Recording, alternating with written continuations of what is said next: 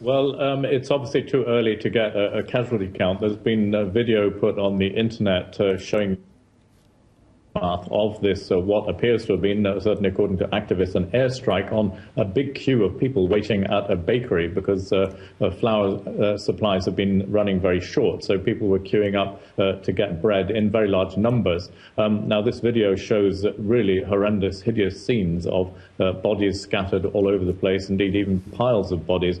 Impossible at that stage to figure out just how many were dead, how many were very badly wounded, and indeed just the overall numbers of casualties between dead and wounded. But clearly there were a large number of people killed, certainly well over a dozen, possibly dozens. Some reports from activists are even talking about 200 or 300 killed, but we can't possibly confirm that. Certainly there seem to have been a huge amount of casualties, apparently from an airstrike on a very big crowd waiting bread at this bakery at Halfaya, which is a town that was captured by the rebels just about a week ago, in the last week or 2 weeks. It's one of a string of towns and other government targets which had been taken over by rebels in what is clearly a campaign to take over Hama province from the government. And obviously this is the government hitting back with all it has.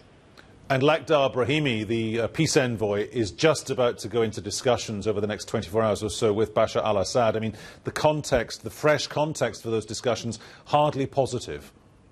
No, exactly. I mean, this is a part of a pattern. There's airstrikes going on even in some of the suburbs of Damascus itself, around the southern edge in particular, some over on the eastern side of the city. And obviously the feeling, I think, very strongly that the tide is coming in for the regime. And it's a question of at what point the sandcastles, as it were, crumble against that advancing tide. So Mr. Brahimi may be trying to get some sense and at what point Mr. Assad would be willing to step down in order for the sake of the nation and perhaps even for his own Alawite minority community, which dominates power in Syria. It's quite clear at this stage the rebels sense victory. They're not going to call off their attack when they feel that success may be imminent, and their primary demand is for Mr. Assad to go.